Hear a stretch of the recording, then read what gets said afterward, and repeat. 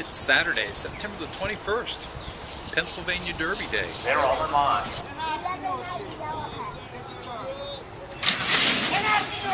I was fortunate enough to be at Parks Racing Center last September on this signature day of the meet.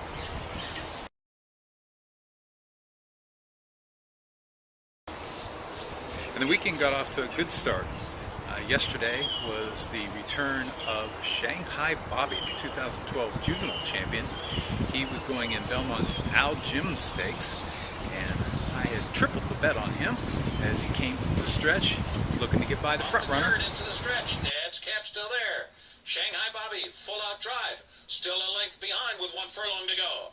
Schlanoelia down toward the inside. Dad's Cap's trying to pull it off here. Shanghai Bobby edging closer. The rail is opened up for Schlanoelia. And in the shadow of the wire, Shanghai Bobby and Schlanoelia. Shanghai Bobby won it.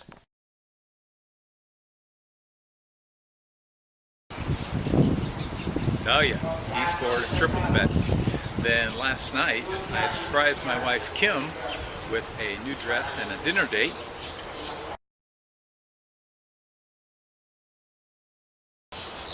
And in the first race today, my first selection from Parks Race Center was on number 2, Nathan Ridge. He looked much the best to me.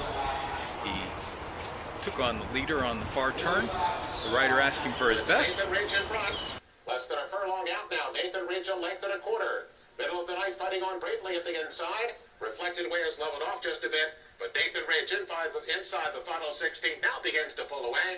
They come to the finish, and Nathan Ridge wins it by 3. Oh yeah, first winner of the day.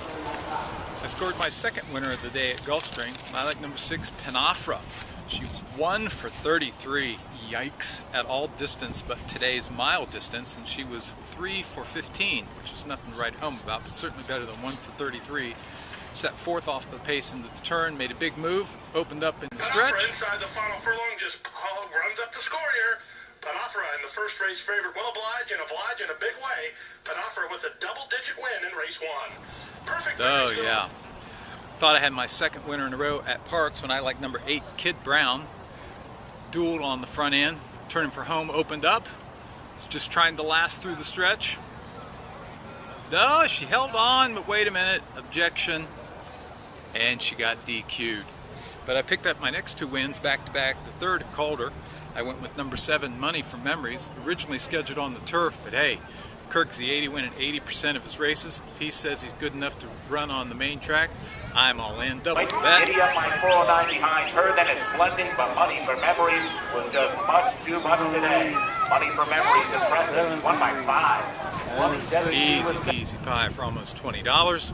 Went inside in less than 5 minutes later. Scored my first stakes win of the day in the Laurel Futurity. The second at Laurel, I like number 6, Yes I'm Lucky, wire to wire. Swinging on for home now, Yes I'm Lucky, and Chris DiCarlo sets that one down. King Racer has moved to second, then Tiger Bourbon driving through to the inside in third. On the center track, Gallivanting and Otoy. They're in the final furlong of 44 and 3/2 mile.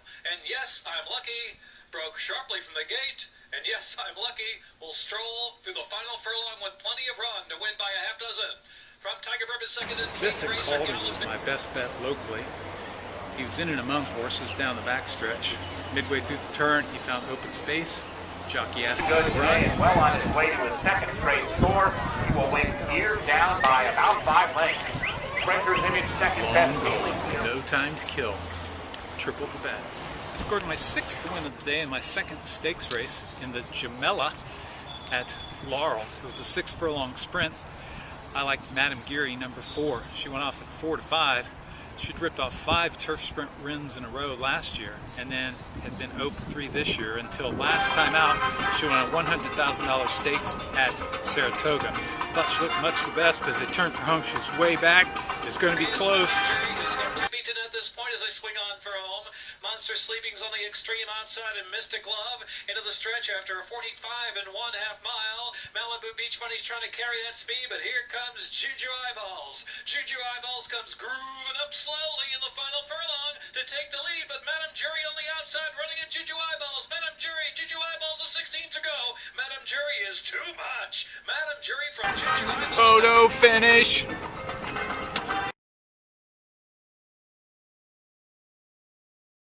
Oh yeah, had it. Almost 20 bucks. Nice job. Got my 7th win of the day and my 3rd at Calder when I doubled the bet on number 3 Fly South out of the Kirksey 80 barn, 80% wins. He was dueling in the midst of 2 other horses on the turn. Didn't know if he could pull it out to turn for home. Fly South from Scarabagna, these two pulling away from the others inside the 16. Fly South in front, Scarabagna surging too late. Fly South from Scarabagna. Oh yeah, another winner. Going for my 8th of the day and the 6th at Belmont. Maiden special weight 2-year-olds on the turf. I like number 8 Request, Chad Brown, Javier Castellano. Wide heading into the stretch duel. They're moving toward the top of the stretch now. Borsettiatore trying to fend them off. Mr. Speaker is right there. Great Minds and Request on the far outside. Nothing left for Borsettiatore. 3 of them enter the final furlong together. Mr. Speaker on the inside. Request on the outside. Great Minds battling on in between those 2. Texas Sip late on the scene for it. 3 of them still coming down to the line. Mr. Speaker Request, and in between those 2 Great Minds, it is Request. Photo finish.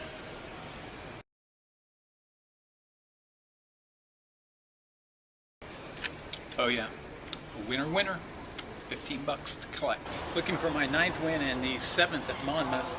It was a non-winners 1 allowance on the turf. I like number 7, Can't Explain. As a 2-year-old, she could run 2nd in the grade 3 Schuylerville at Saratoga sprinting on the dirt. And she'd not come back to form yet, but she looked like she was in a good spot here. Huge drop into a non-winners 1 allowance. She's bred for the turf, bred for 2 turns. Swung wide on the turf under Joe Bravo on the far turn. Quincy Lee in front and the 1 to reel in. Can't Explain on the outside, sizing that one up as they turn for home. Fabs is 3rd on the inside, and they turn for home with Trail Rock and the gray on the outside 4th. 3/4, 1, 10, and 4. They're in the stretch, and now Can't Explain has been unleashed by Bravo. Can't Explain puts it to Quincy Lee and draws clear. Fabs is in that battle for the 2nd spot with late run. Then it's Trail Rock in 4th to the line. Can't Explain. Can't Explain. Romps here by 3. Win number 9. The 8th at Parks was the Alphabet Soup on the turf. Last year, number 2 Roadhog had been 2nd in a photo finish to my horse, Philly Ace. Today he went off as the 9-5 favorite. I thought he'd reverse that today, even though Philly Ace wasn't in the race. He was sitting a perfect pocket trip. Swung out into the stretch. Looked to have dead aim on the leaders. Within 5 lengths of the lead at the inside. SS Skittles turns for home and is holding on to the lead. Roadhog is on the attack now on the outside. Incisive Strike is coming up the rail. Shaitan is making a big run on the outside. They're coming to the last 16. Here comes Roadhog. Roadhog to take the lead. Shaitan on the outside. Roadhog with Shaitan. They come to the line. It's Roadhog. Roadhog wins it a half. No, photo finish again.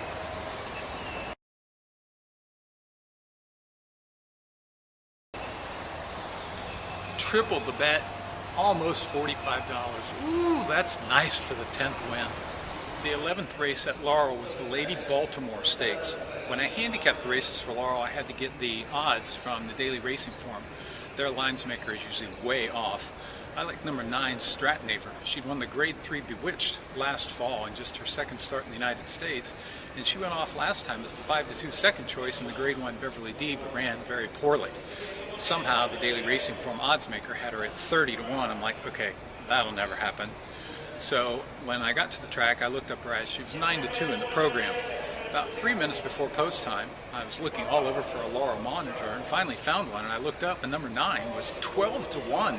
Like, I've got to have the wrong number. Quickly looked on my phone for the entries. Yeah, Stratnaver was number 9. Clicked up to 13-1 and back to 12-1. I'm like, have I got this wrong?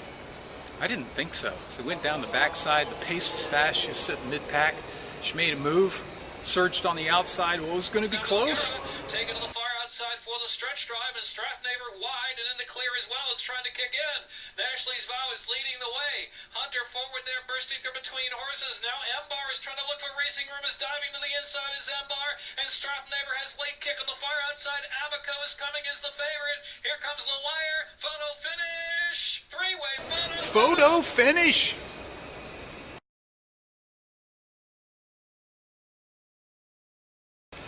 Oh yeah, she won at 12-1. I doubled the bet. She paid $26.80. I got back $134.